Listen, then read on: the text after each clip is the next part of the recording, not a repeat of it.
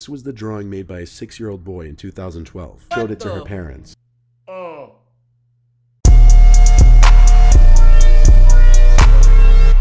3 disturbing children drawings with backstories.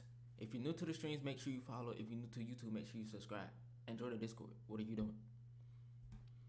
If y'all kid drew something crazy, would y'all like? If y'all kid drew the ring lady, would y'all like? What would you do? What would y'all do, bro? What would y'all do, bro? Years ago, I did a somewhat lighthearted video about the creepiest children's drawings. I made jokes about a lot of them, but a few on that list did seem like they might have had some sinister backstories. Over the years, I've gotten a handful of kids' drawings with backstories emailed to me. Today, I'm going to be compiling a few of those into this video. This was the drawing made by a 6-year-old boy in 2012. The picture was found in his room by his older sister Tracy, who sent this to me, who was 14 at the time, and she showed it to her parents. Yo! Oh no.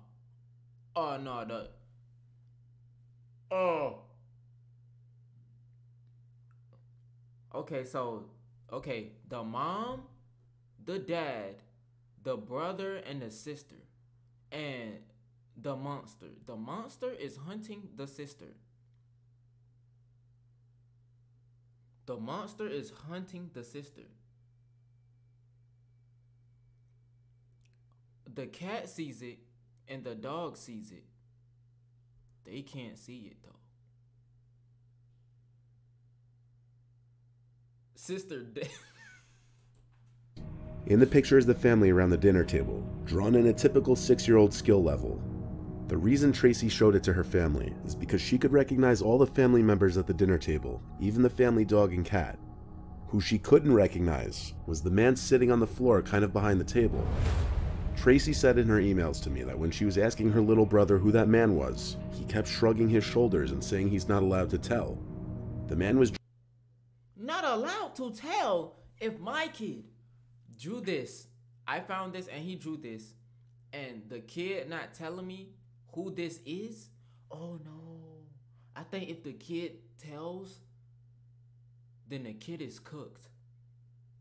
Or the whole family's cooked. Nah, what the fuck?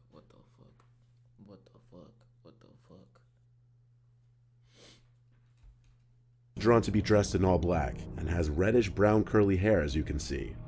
Because of her little brother's refusal to explain who that 5th person in the picture was, she showed it to her parents, explaining that he likely had an imaginary friend or was pretending to be seeing ghosts.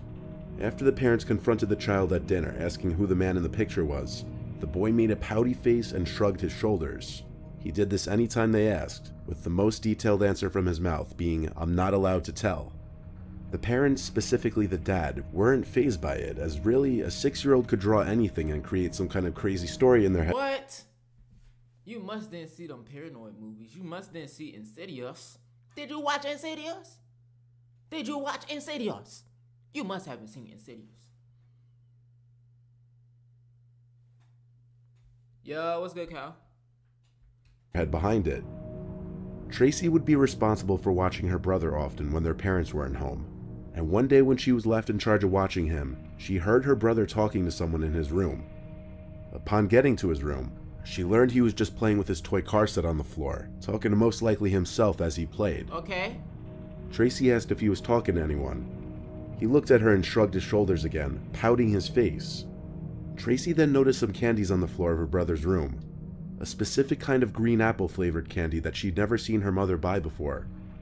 She asked him where he got this, and he ignored her, going back to playing.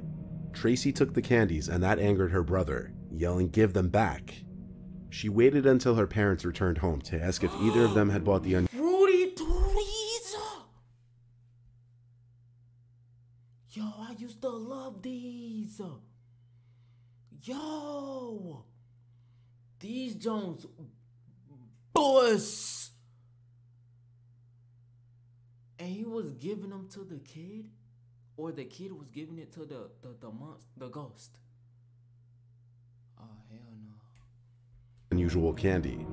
Since the boy was only 6 and it was summer break, aka receiving the candies at school, wasn't even a possibility, the random candies appearing in the boy's room became a concern. Even as the boy was scolded and pressed by his parents as to where he got the candies from, he still just made his pouty, angry face and ignored them. The boy was grounded by his father until he would answer the question, so he wasn't allowed to leave his room. The family checked the closets in his room, under the bed, even the closets outside of the room. The idea that someone was inside of the house was out the window.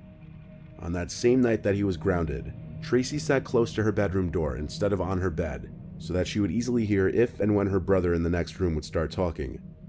And sure enough, when he did, which to note was way past her brother's bedtime, she jumped up and ran to his room, opened the door, and saw her little 6-year-old brother standing at his open window talking to a man who looked as though he were about to climb into the room.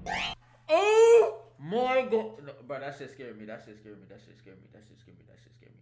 That shit scared me. That shit scared me. That shit scared me. So the man was real?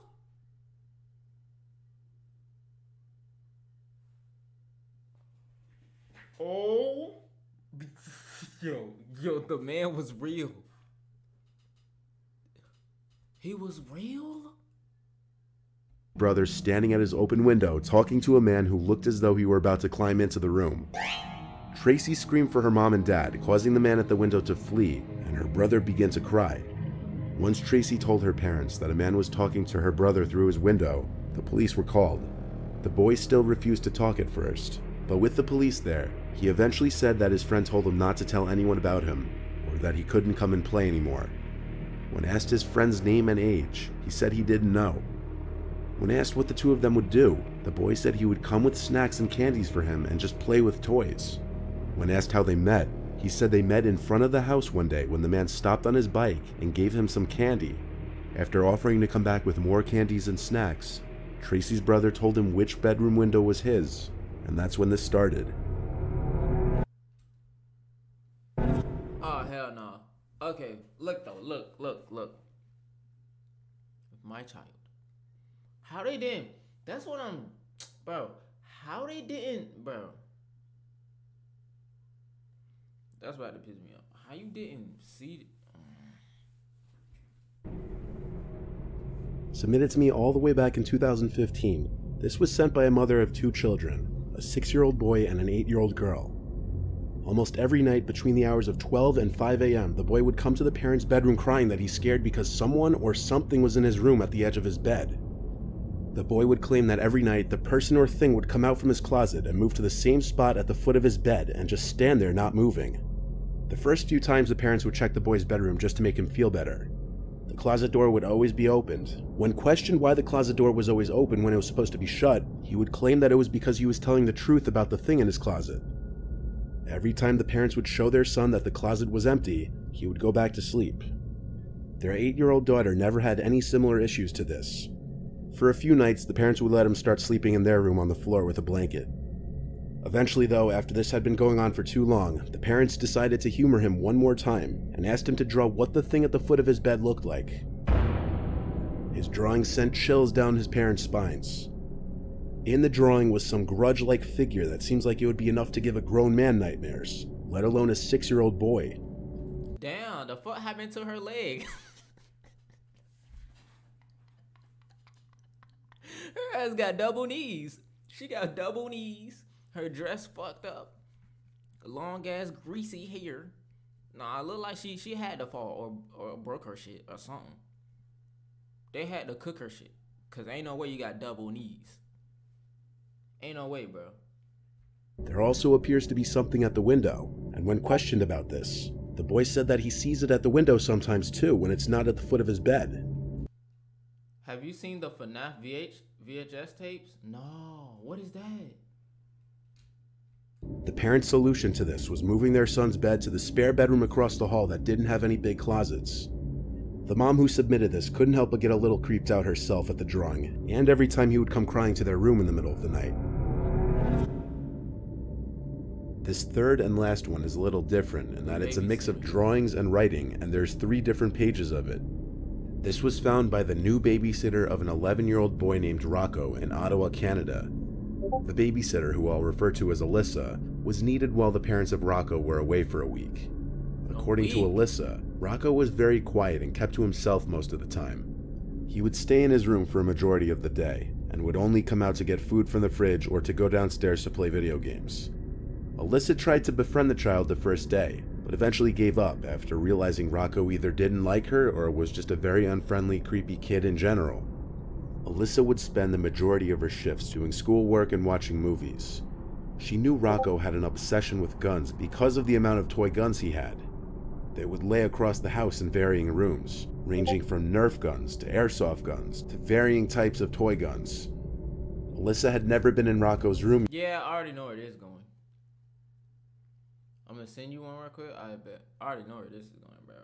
Yet though. But one night when Alyssa was having trouble sleeping, she heard Rocco sneak into her designated bedroom and was just standing by the doorway. She sat up in her bed and asked Rocco if something wrong. Then she just closed the door quickly and she heard him running back to his room. The next day, Alyssa went into Rocco's room for the first time.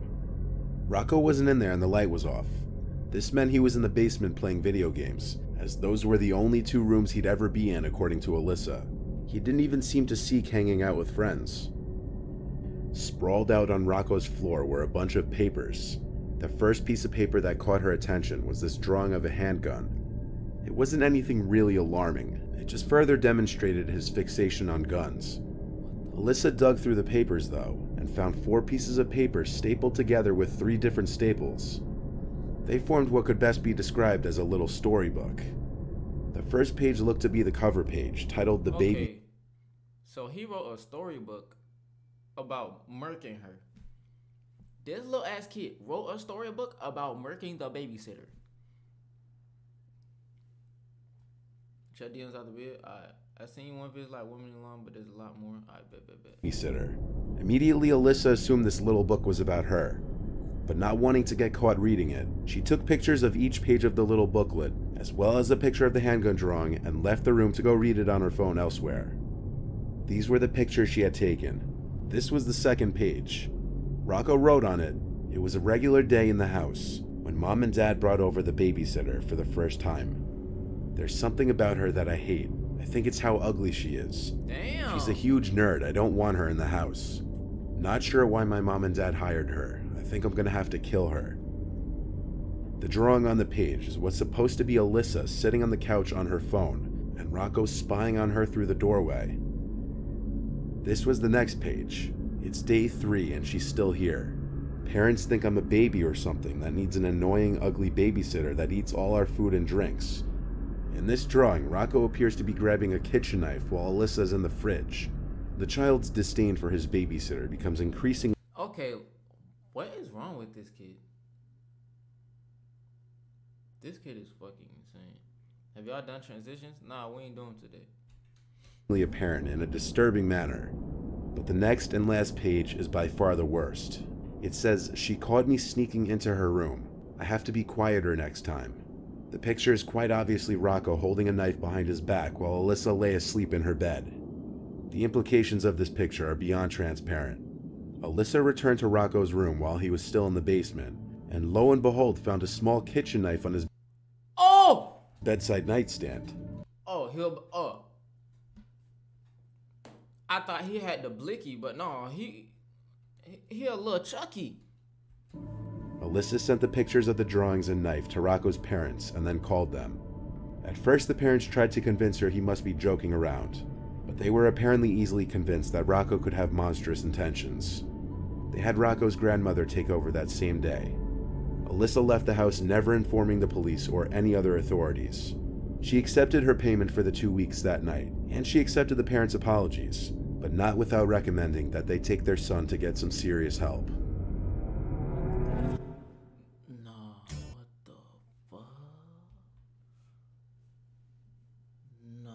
He about to commit murder. He was about to commit murder. Nah, hell no.